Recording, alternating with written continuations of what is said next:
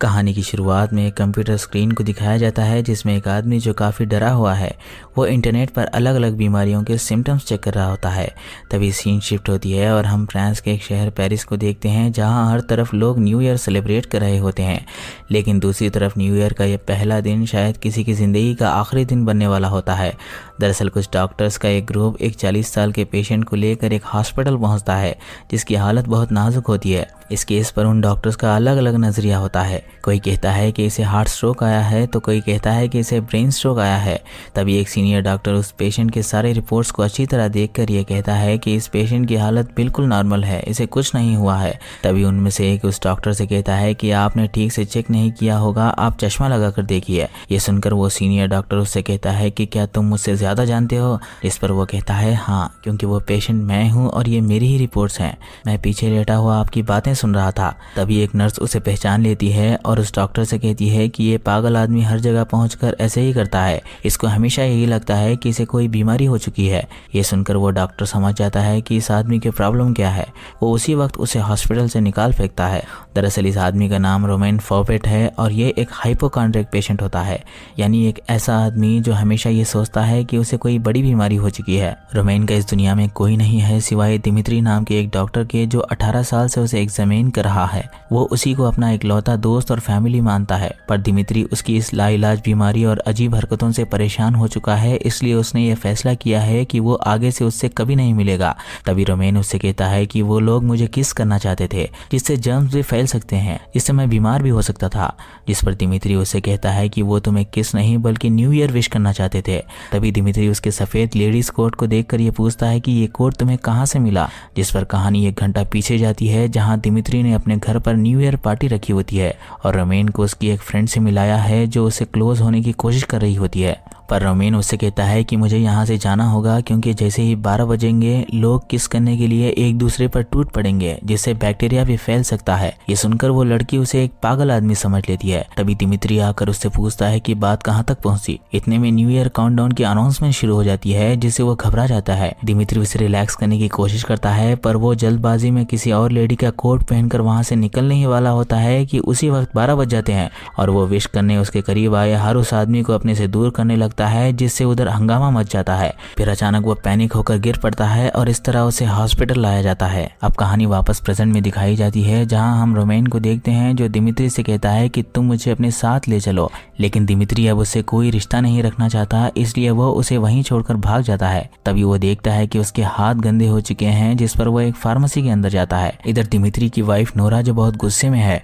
वो उसे पूछती है कि तुमने उसे यहाँ क्यों बुलाया। दिमित्री उससे कहता है कि मैं तो बस उसे एक लड़की से मिलाना चाहता था ताकि वो मेरा पीछा छोड़ दे। तभी वो एक बच्चे को देखता है जो एक बूढ़े आदमी को खाना दे रहा है। ये देखकर वो समझ जाता है कि उसकी छोटी बहन एना जो एक ह्यूमैनिटेरियन है वो फिर से चर्किस्तान के कुछ इलीगल इमिग्रेंट्स को उसके घर लेकर आई है। दरअसल दिमित्री और एना की पुरखें कई साल पहले चर्किस्तान से फ्रांस शिफ्ट हो गई थीं, पर एना के दिल में अभी भी चर्किस्तान के लोगों के लिए प्यार और हमदर्दी बसी है क्योंकि अभी भी चर्किस्तान पर ईस्टर्न यूरोपियन यूनियन ने कब्जा कर रखा है और उन्हें चर्किस्तान के लोगों के लीडर एंटोन मिरास्लो की तलाश है जो इन्हीं इलीगल इमिग्रेंट्स के साथ फ्रांस में घुस चुका है। नोरा उससे कहती है कि तुम्हें बिना परमिशन के इन्हें यहाँ लाने का कोई हक नहीं बनता। जिस पर एना अपने भाई दिमित्री से कहती है कि तुम्हारे दिल में अपने खानदान के लोगों के लिए कोई प्यार नहीं है। जिस पर दिमित्री उससे कहता है कि मैं तुम्हारी तरह इन्हें इलीगली सपोर्ट नहीं करता, बल्कि जब कभी इन लोगों के लिए फ्रांस सरकार की तरफ से मेडिकल कैंप रखा जाता है तो मैं बिना किसी फायदे के इन लोगों का इलाज करने के लिए बॉर्डर पहुंच जाता हूँ क्योंकि ये मेरे पुरखों के देश से आते हैं।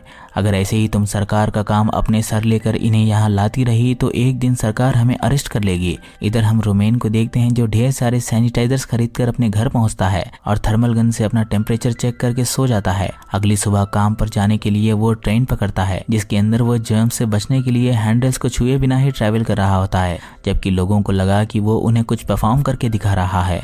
जिस पर वो उसके हाथ को चिल्लर थमाकर निकल जाते हैं। जिसके बाद हम उसे अपने एक कोलीग मार्क के साथ देखते हैं जो उसका एक अच्छा दोस्त भी होता है। दरअसल ये दोनों एक रेडियोलॉजी डिपार्टमेंट में काम करते हैं जहां लोग अपना MRI स्कैन करवाते हैं। पर जब भी रोमेन को ये लगता है कि उसे कुछ बीमारी हो चुकी है वो खुद का MRI टेस्ट करता है और उन रिपोर्ट्स को दिमित्री के पास ले जाता है, लेकिन इस बार दिमित्री उस पर बहुत गुस्सा करता है। जिस पर रोमेन उससे कहता है कि मैं तुम्हें रिपोर्ट्स दिखाने के लिए नहीं बल्कि सॉरी कहने के लिए आया हूँ। ये कहकर वो उसे एक गिफ्ट देता है जो दिमित्री को बहुत पसंद आता है। हालांकि रोमेन ने अपने डर से उसकी नाक में दम कर रखा है, पर वो जानता है कि रोमेन दिल का बहुत साफ है और उसे अपनी गलतियों का भी एहसास है। अब उसी शाम उसके दोस्त मार्क का सर दर्द कर रहा होता है, जिस पर वो उसे सरदर्द की टैबलेट्स देता है। जिसके बाद मार्क उसे एक पब ले जाता है, जहां रोमेन एक लड़की से कहता है कि मैं तुम्हें एक पोएट्री सुनाना चाहता हूँ। रोमेन की बातें सुनकर वो लड़की उसका मजाक बनाने लगती है। तभी अचानक मार्क बेहोश हो जाता है। ये देखकर वो उसे उठाने की कोशिश करता है, पर वो होश में नहीं आता। जिसके बाद वो उनसे लगातार ये पूछ रहा होता है कि मार्क को क्या हुआ है, क्योंकि उसने भी वही कॉकटेल पी रखी है जो मार्क ने पी थी और उसे डर है कि उसे कुछ हो न जाए। तभी पैनिक होकर वो भी बेहोश हो जाता है। जिसके बाद दिमित्री उससे मिलने आता है। वो उसे बताता है कि मार्क अब इस दुनिया में नहीं रहा। दरअसल उसने सरदर्द की टैबलेट्स खाई और साथ में कॉकटेल भी ली, जिस पर उसे एक मैसिव सेरेब्रल हेमरेज हुआ, जिससे उसकी मौत हो गई। ये सुनकर वो अंदर से टूट जाता है। वो बिल्कुल अकेला हो जाता है। वो हर उस आदमी को देखकर रोने लगता है जिससे मार्क कभी बात किया करता था। उसकी ये हालत देखकर दिमित्री उसे अपने घर लेकर आता है और उसका डर दूर करने के लिए वो उसे अपने देश किर्गिस्तान की शराब पिलाता है। उस ड्रिंक को देखकर उसे कुछ याद आता है। वो दिमित्री से कहता है कि मार्क मेरी ही वजह से मरा है, क्योंकि मैंने ही उसे वो सरदर्द की टैबलेट्स दी थी।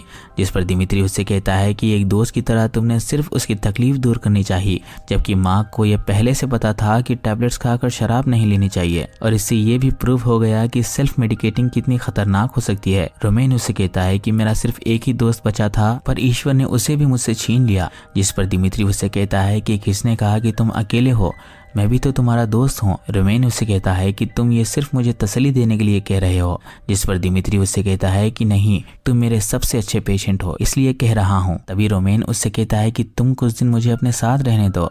जिस पर वो उसे अपने घर ले जाता है, जहाँ उसकी वाइफ नोरा को दिमित्री पर यह शक हो रहा होता है कि दिमित्री को मर्द पसंद है। तभी दिमित्री की बेटी कुत्ता लेकर आती है, जिसे देखकर वो डर जाता है और कहता है कि कुत्ते एक दूसरे का पिछवाड़ा सूंघते हैं, जो कि एक गंदी हरकत है। जिस पर नोरा उन दोनों को देखकर ये कहती है कि ये काम तो आजकल मर्दों में भी होने लगा है। उसी रात जब वो सो रहे होते हैं तो रोमेन आकर उससे कहता है कि मुझे भी माँ की तरह सर दर्द कर रहा है। ये देखकर नोरा गुस्सा हो जाती है और दिमित्री से कहती है कि तुम इसके साथ सो जाओ, मैं किचन में सो जाऊंगी। दिमित्री उसे बिजी रखने के लिए एक डेटिंग साइट पर रोमेन का एक प्रोफाइल बनाता है, जिसमें दिमित्री उसकी एज 35 लिखवाता है ताकि लड़कियां उसे अप्रोच करे। रोमेन उससे कहता है कि तुम मेरे लिए इतना सब क्यों कर रहे हो।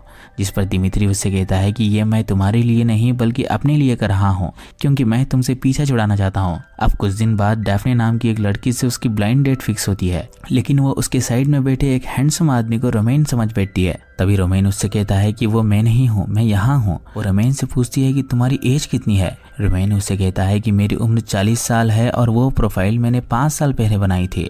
ये सुनकर वो वहाँ से चली जाती है और वो हैंडसम आदमी उस पर हंसने लगता है। ये देखकर वो गुस्से में उस डेटिंग साइट से अपना प्रोफाइल ही डिलीट करने की सोचता है और फ्रस्ट्रेशन में दिमित्री से कहता है कि ना तो कभी मेरी शादी होगी और ना ही मैं अपने बच्चों को खिला पाऊंगा। जिस पर दिमित्री उससे कहता है कि ईश्वर ने कहीं ना कहीं तुम्हारे लिए एक लड़की जरूर रखी होगी जो सिर्फ तुमसे प्यार करेगी और उसे कोई फर्क नहीं पड़ेगा कि तुम कौन हो और क्या करते हो, और वही तुम्हारा सच्चा प्यार होगा। ये कहकर वो उसे हिम्मत देने के लिए उसके अंदर के सोए हुए शेर को जगा रहा होता है कि नोरा एक बार फिर उन्हें एक दूसरे के करीब देखकर उदास हो जाती है। दिमित्री उसे मनाने के लिए जाता है तो वो उससे कहती है कि अगर तुम्हें मर्द पसंद है तो मुझे बता दो, मैं तुमसे डिवोर्स ले लूंगी।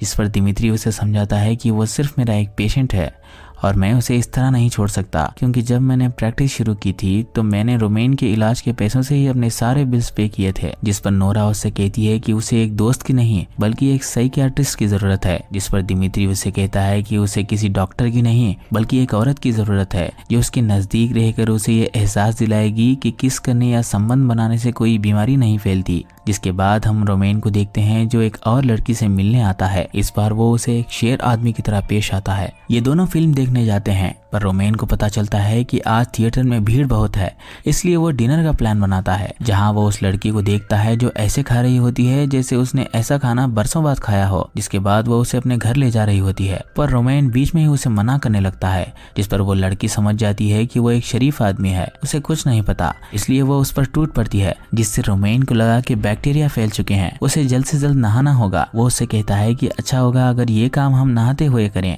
ये सुनकर वो लड़की उससे कहती है कि तुम तो छुपे रुस्तम निकले। जिसके बाद हम उन्हें वॉशरूम में देखते हैं जहाँ रोमेन उसे कुछ करने की बजाय उसे नहला रहा होता है, जिससे उस लड़की को गुस्सा आ जाता है और वो उसके पिछवाड़े पर लात मारकर उसे घर से निकाल देती है। ये सुनकर दिमित्री उससे कहता है कि तुम अपना दिल छोटा मत करो, अगर लड़की नहीं भी मिली तो क्या हुआ, मैं तुम्हारे साथ हूँ। तभी नोरा ये बात सुन लेती है और दिमित्री से कहती है कि तुम कभी नहीं सुधरोगे। जिसके बाद दिमित्री उसे अपने साथ उस जगह ले जाता है जहाँ सरकार ने चर्किस्तान से आए उन इलीगल इमिग्रेंट्स के लिए एक फ्री मेडिकल कैंप रखा है और उसे लगता है कि उन लोगों को देखकर रोमेन को ये एहसास होगा कि उन लोगों की परेशानियों के आगे उसकी प्रॉब्लम बहुत छोटी है। पर रोमेन उस भीड़ को देखकर उसे मना कर देता है, जिस पर दिमित्री उसे एक बुज़दिल आदमी कहकर टेंट के अंदर चला जाता है जहाँ पहले से ही उसकी बहन आना मौजूद होती है जो उन लोगों के लिए खाना लेकर आई है। इधर रोमेन देखता है कि वो लोग बहुत तकलीफ में हैं, इसलिए वो उनकी मदद करने लगता है और ये देखकर दिमित्री बहुत खुश होता है कि उसका दोस्त धीरे धीरे हील होने लगा है। कि तभी यूरोपियन यूनियन का खुफिया जासूस उन इलीगल इमिग्रेंट्स में से एक आदमी को पहचान लेता है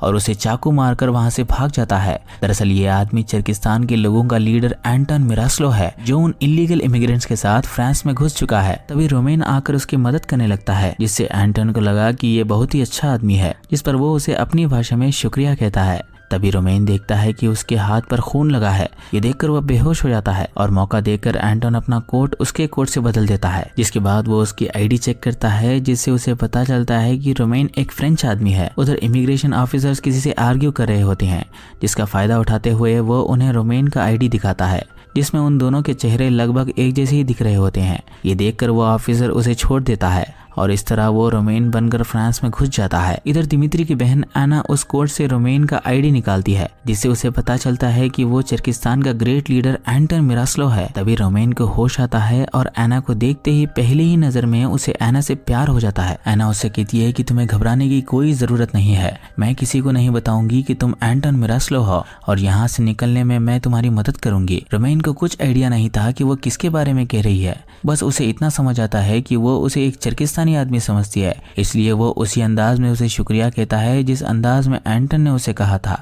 जिसके बाद वो उसका एक नकली आईडी बनाने के लिए उसकी एक फोटो लेती है और जीन वेलजीन नाम का एक नकली आईडी बनाती है। तभी दिमित्री उसे ढूंढता हुआ वहां पहुंच जाता है और उसे बेड पर लेटे हुए देखकर कहता है कि तुम यहाँ भी शुरू हो गए, जल्दी से बाहर निकलो, हमें और भी काम करने हैं। जिस पर रोमेन बाहर आता है और अपना कोट वापस करने के लिए एंटन मिरास्लो का नाम जोर जोर से पुकार रहा होता है कि तभी एना आकर उसे डांटने लगती है कि तुम इस तरह अपनी पहचान लोगों के सामने आम करोगे तो पकड़े जाओगे। यहाँ से बाहर निकलने के लिए वो उससे कहती है कि तुम्हें इस आईडी के साथ ऐसे एक्ट करना है जैसे कि तुम एक फ्रेंच आदमी हो। अब जैसे ही वो ऑफिसर के पास जाता है, वो ऑफिसर उसका आईडी और फ्रेंच भाषा सुनकर उसे छोड़ देता है। अब एक तरफ दिमित्री उसे ढूंढ रहा होता है और दूसरी तरफ एना उसे लेकर छुपते छुपाते अपने घर पहुंच जाती है, जहां उसका हस्बैंड जो एक कॉन्ट्रैक्टर है वो मीटिंग के लिए निकल रहा होता है। एना से कहता है कि ये मेरा घर है, तुम इस तरह किसी अनजान आदमी को लेकर यहाँ नहीं आ सकती। एना उससे कहती है कि ये कोई अनजान आदमी नहीं है, ये चर्किस्तान का लीडर एंटन मिरास्लो है। रोमेन उन दोनों को आपस में झगड़ते हुए देखकर ये कहता है कि आप लड़ना बंद कीजिए, मैं यहाँ से चला जाऊंगा। लेकिन एना उससे कहती है कि तुम यहाँ से कहीं नहीं जाओगे बल्कि ये जाएगा। जिस पर उसका हस्बैंड उससे ये कहता है कि मेरे वापस आने से पहले ये यहाँ दिख गया तो मैं पुलिस को बता दूंगा। तभी एना कहती है कि अगर तुमने पुलिस को बताया तो मैं तुम्हारे क्लाइंट्स को ये बता दूंगी कि तुम नकली मटेरियल्स का इस्तेमाल करके आम पब्लिक का पैसा खाते हो। ये सुनते ही उसका हस्बैंड चुपचाप वहाँ से निकल जाता है। जिसके बाद हम असली एंटन मिरास्लो को देखते हैं जो रोमेन के घर में घुस चुका है। तभी दिमित्री उसे ढूंढता हुआ वहाँ पहुंच जाता है। वो कई बार उसे पुकारता है पर कोई जवाब नहीं आता, जिस पर वो पुलिस के पास चला जाता है। लेकिन पुलिस उससे कहती है कि हम लापता होने की रिपोर्ट 2 दिन बाद ही लिख सकते हैं। जबकि रोमेन इधर आराम से नहा रहा होता है कि तभी वो एंटन मिरास्लो के बारे में गूगल पर चेक करता है, जिससे उसे पता चलता है कि वो कौन है। वो एंटन का वेपन स्टैश पहनकर एना के सामने आता है और एना उसके इस हुलिये को देखकर उस पर अपना दिल हार बैठती है। वो उसके सामने एक क्रांतिकारी की तरह एक्ट कर रहा होता है कि तभी वो गिर पड़ता है। जिस पर एना उससे कहती है कि आपने कई दिन से खाना नहीं खाया होगा, इसलिए आप अभी भी कमजोर हैं, आपको आराम की जरूरत है। एना की बातें और उसका भोलापन देखकर रोमेन की जुबान से पोएट्री अपने आप निकलने लगती है, जिससे एना उसकी तरफ अट्रैक्ट होने लगती है। पर साथ ही वो उससे पूछती है कि तुमने फ्रेंच पोएट्री कहाँ से सीखी।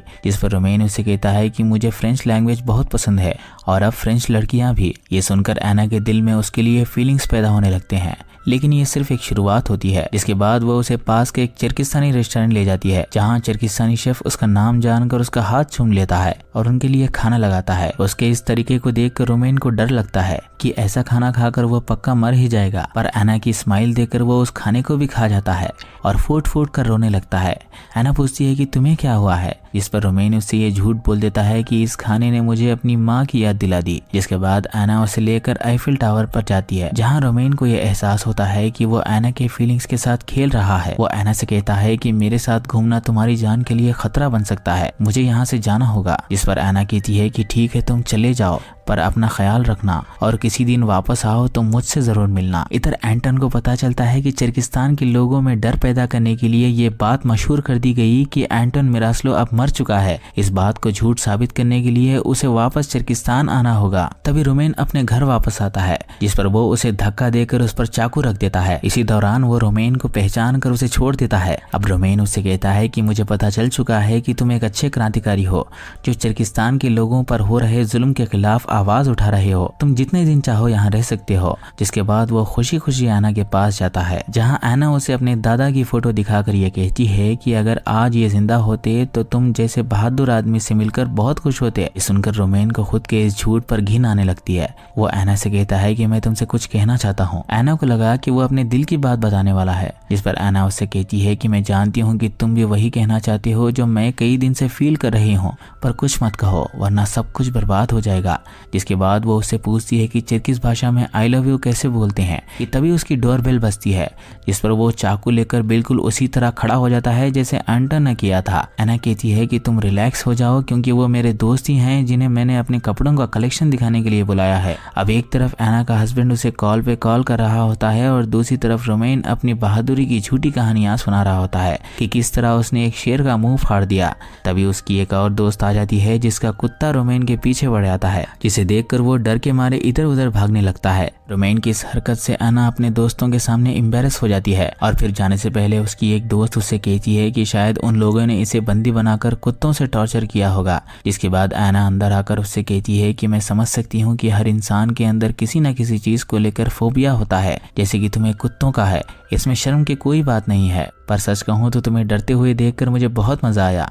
तभी रोमेन भी अपनी इस हरकत पर हंसने लगता है, जिसके बाद इन दोनों के बीच एक खामोशी छा जाती है और इन दोनों को यह एहसास हो जाता है कि ये दोनों एक दूसरे से अट्रैक्ट हो चुके हैं। इसी के साथ रोमेन का ये डर भी खत्म हो जाता है कि किस करने या संबंध बनाने से बीमारी फैलती है। लेकिन रोमेन के हील होने के लिए सिर्फ सच्चा प्यार का मिलना काफी नहीं था। उसके इस प्यार और अपने अंदर के डर का असल टेस्ट तो अब शुरू होने वाला था। एना उससे कहती है कि मैं ये पल कभी नहीं भूल पाऊंगी और मैं ये भी जानती हूँ कि तुम्हारे लिए अपने देश की आज़ादी से बढ़कर कुछ नहीं, इसलिए मैं तुम्हारे रास्ते में नहीं आऊंगी। एना की आंखों में अपने लिए सच्चा प्यार देखकर वो उसे सच बता नहीं पाता और सिर्फ इतना कहता है कि तुम्हारे प्यार ने मुझे पूरी तरह बदल दिया। तभी कार की आवाज़ सुनकर वो उससे कहती है कि मेरा भाई दिमित्री आ चुका है। दिमित्री का नाम सुनते ही वो घबरा जाता है और इधर उधर छुपने लगता है। तभी बाहर से दिमित्री उसे देख लेता है और अंदर आकर उसे बाहर निकलने को कहता है। रोमेन उसे इशारों में यह कहता है कि तुम एना को कुछ मत बताना। जिसके बाद एना उसे एंटन मिरास्लो के नाम से इंट्रोड्यूस करवाती है। दिमित्री उसे कहता है कि ये मुझे बहुत कमज़ोर लग रहा है, इसे इलाज की ज़रूरत है। ये कहकर वो उसे पास ही के एक कैफ़े में खींच लाता है। वो उसे कहता है कि मैंने तुम्हें हर जगह ढूंढा, पुलिस में कंप्लेंट भी लिखवाई और तुम क्रांतिकारी बनकर मेरी ही बहन के घर में छुप कर बैठ गए। रोमेन कहता है कि मैं एना से प्यार करता हूँ और तुम्ही ने तो कहा था कि ईश्वर ने कहीं न कहीं मेरे लिए एक लड़की रखी होगी। दिमित्री कहता है कि वो एक शादीशुदा औरत है और वैसे भी वो तुमसे नहीं बल्कि चरकिस्तान के लीडर एंटन मिरास्लो से प्यार करती है। इस पर रोमेन उससे कहता है कि भले ही मैंने एंटन का नाम चुराया है, पर एना मेरे लुक्स, मेरी बातों और मेरी सेंसिटिविटी से प्यार करती है। और तुम्ही ने तो कहा था कि एक लड़की सिर्फ यही देखती है कि तुम कौन हो, ना कि ये कि तुम क्या करते हो। ये सुनकर दिमित्री उसे बहुत पीटता है। जिसके बाद रोमेन ये फैसला करता है कि वो उसकी जिंदगी से एंटन बनकर ही गायब हो जाएगा, ताकि उसकी सच्चाई जानकर एना का दिल ना टूटे। लेकिन एना का हस्बैंड एंटन मिरास्लो को पकड़ने के लिए वहां पुलिस लेकर आ जाता है। तभी पुलिस उन दोनों को किस करते देख एना के हस्बैंड पर हंसने लगती है। फिर जैसे ही वो दोनों अंदर आते हैं, पुलिस उन दोनों को पकड़ लेती है और पूछताछ शुरू कर लेती है। रोमेन उससे कहता है कि मेरा नाम ना तो एंटोन मिरास्लो है और ना ही जीन वेल्जीन, मैं रोमेन फोर्बेट हूँ, मेरा यकीन कीजिए। तभी वो एना को लेकर आते हैं, जहां रोमेन उसे सच बता देता है कि मेरा नाम रोमेन है और एंटोन को मैंने अपने घर में पनाह दे रखी है। दरअसल मैं तुम्हारे भाई का पेशेंट हूँ, पर मेरा यकीन करो मैं तुमसे सच्चा प्यार करता हूँ। ये सुनकर एना के आंसू निकल जाते हैं और वो अंदर से टूट जाती है। तभी ऑफिसर एना से पूछता है कि ये एंटोन मिरास्लो, जीन वेल्जीन और रोमेन फोर्बेट इन तीनों में से कौन है, जिस पर एना गुस्से में उनसे ये कह देती है कि ये एंटोन मिरास्लो है। ये सुनकर पुलिस उसे खींचती हुई ले जाती है, जबकि रोमेन चीख चीख कर ये बता रहा होता है कि मैं एंटोन नहीं हूँ। जिसके बाद एना सीधे रोमेन के घर जाती है, जहाँ उसकी मुलाकात एंटोन से होती है। वो उसे दिमित्री के पास ले जाती है, जहाँ दिमित्री उसकी मरहम पट्टी करता है। इन दोनों को रोमेन के बारे में बात करते देख एंटोन उससे कहता है कि रोमेन बहुत अच्छा आदमी है, उसने मेरी बहुत मदद की। इधर रोमेन के लॉयर उससे कहता है कि तुम्हें आज ही चर्किस्तान डिपोर्ट कर दिया जाएगा, जहाँ तुम्हें वो लोग टॉर्चर करेंगे। अगर तुम इन सब से बचना चाहते हो तो कुछ ऐसी बात बताओ जिससे मैं ये साबित कर सकूं कि तुम एंटोन नहीं बल्कि रोमेन हो। तभी रोमेन उससे कहता है कि मेरे एक डॉक्टर ने मेरे लापता होने की रिपोर्ट लिखवाई, यानी तुम्हें उस पुलिस को ढूंढना होगा जो रोमेन की तलाश कर रहा है। तभी वो पुलिस आकर रोमेन को पीटते हुए ये पूछता है कि रोमेन कहाँ है, जिस पर वो आईने में देखकर उससे ये कहता है कि यही तो रोमेन है। ये कहकर वो बेहोश हो जाता है। इधर रोमेन का लॉयर जो यूरोपियन यूनियन से रिश्वत ले चुका है, वो रोमेन को बचाने के बजाय मीडिया में यह खबर फैला देता है कि वो चर्किस्तानी लीडर एंटोन ही है जो फ्रांस में रहना चाहता है, ताकि चर्किस्तानी लोगों को ये लगे कि एंटोन को उनकी आज़ादी से ज़्यादा अपनी आज़ादी की पड़ी है और वो लोग आज़ादी की उम्मीद छोड़कर गुलामी की ज़िंदगी गुजारें। वहीं रोमेन ज़ोर ज़ोर से दिमित्री का नाम पुकार रहा होता है, जिससे दिमित्री को उस पर तरस आ जाता है। वो एना से कहता है कि मेरे कॉल करने से पहले ही वो डिपोर्ट हो चुका था, जिस पर एना मिरास्लो से कहती है कि इस बार तुम्हें हमारी मदद करनी पड़ेगी। इधर चर्किस्तान में यूरोपियन यूनियन के लोग रोमेन को एक गंदे से कमरे में डाल देते हैं, जहां एक चूहा और ढेर सारे कॉकरोचेस होते हैं, जिसके टॉयलेट का फ्लश भी टूटा हुआ है, जहां ठीक से पानी भी नहीं आता। और ये उसका सबसे बड़ा डर होता है जिसका वो सामना कर रहा होता है। पर कुछ ही घंटों में वो उस माहौल का आदी हो जाता है। उसके एक चूहे और कॉकरोच से अच्छी दोस्ती हो जाती है। इधर दिमित्री और एना एंटोन की एक फेक आईडी बनाकर चर्किस्तान के अंदर लीगली घुस जाते हैं और उसी रात एंटोन अपने कुछ साथियों को जमा करके दिमित्री और एना के साथ उस कैद खाने में घुस जाता है, जहां दिमित्री ये कहता है कि मुझे यकीन नहीं हो रहा कि मैं एक डॉक्टर होकर ये सब कर रहा हूँ। इस पर एना कहती है कि रोमेन को बचाकर ये साबित कर दो कि तुम्हारी रगों में चर्किस्तानी खून दौड़ रहा है। अब एंटोन एक ऑफिसर को मारकर उसका भेस ले लेता है और जेल में घुसकर सारे ऑफिसर्स को मार देता है। इसके बाद ये रोमेन तक पहुंच जाते हैं, जहां रोमेन दिमित्री को देखकर उसके गले लग जाता है। अब वापस आते समय दिमित्री एक जगह फंस जाता है और उसके पैर पर गोली लग जाती है, जिस पर एना घबरा जाती है। तभी वो देखती है कि रोमेन अपनी जान की परवाह किए बगैर दिमित्री को उठाकर अपने साथ लेकर आ रहा है। वही एंटोन एक गन से वहां रखे एक बारूद के ढेर पर गोली चला देता है, जिससे वहां चारों तरफ आग लग जाती है। पर वहां से निकलते समय रोमेन ऊपर ही फंस जाता है, जिससे उसकी पीठ पर गोली लगती है। उसे जल्दी से अंदर खींच लिया जाता है, जहां वो एना से कहता है कि मैंने हमेशा तुम्हें हंसते हुए देखा है और इसी हंसी को देखता हुआ आज मैं इस दुनिया से जाना चाहता हूँ। पर जाने से पहले मैं ये कहना चाहता हूँ कि मैं तुमसे बहुत प्यार करता हूँ। इस पर एना भी उससे कहती है कि मैं भी तुमसे बहुत प्यार करती हूँ। वो कहता है कि मुझे आखिरी बार किस करो, जिस पर वो उसे आखिरी बार किस करती है। फिर वो कहता है कि एक और बार किस करो, जिस पर वो उसे एक और बार किस करती है। फिर वो उसे एक फाइनल किस मांगता है, जिस पर वो उसकी पीठ चेक करती है, जिससे उसे पता चलता है कि वो मरने का नाटक कर रहा था। जिसके बाद वो चर्किस्तान का बॉर्डर क्रॉस करके फ्रांस के एक डिटेंशन सेंटर में रुकते हैं, जहाँ रोमेन अपने दोस्त से कहता है कि मैं तुम्हें 18 साल से परेशान करता रहा और बदले में तुमने मुझे बचाने के लिए अपनी जान खतरे में डाली। मैं तुम्हारी दोस्ती डिजर्व नहीं करता। तभी एना उसकी बातों में खो जाती है, जिस पर दिमित्री उससे कहता है कि उससे प्यार करने की सोचना भी मत, वो एक पागल आदमी है। उसके बदले तुम उस एंटोन से शादी करके उसे यहीं रख लो, मुझे मंजूर है। अब एना के सामने 2 एंटोन खड़े थे, जिनमें से उसे किसी एक को चुनना होगा। एक वो जिससे वो प्यार करती है और एक वो जिसके देश से वो प्यार करती है, जिसमें वो रोमेन को चुनती है। जिसके बाद उस वकील का राज खुल जाता है कि उसने रोमेन की सच्चाई छुपाने की कोशिश की और आखिरकार एना भी अपने फ्रॉड हस्बैंड को तलाक देकर रोमेन से शादी कर लेती है, जिससे दिमित्री की वाइफ नोरा का शक भी क्लियर हो जाता है कि उसके हस्बैंड और रोमेन के बीच कुछ नहीं था। जिसके बाद रोमेन और एना के घर एक बच्चा होता है, जिसके डायपर्स भी रोमेन ही चेंज करता है, क्योंकि अब वो हाइपोकॉन्ड्रिक नहीं है। इसी के साथ ये कहानी खत्म हो जाती है। उम्मीद है ये कहानी आपको पसंद आई होगी।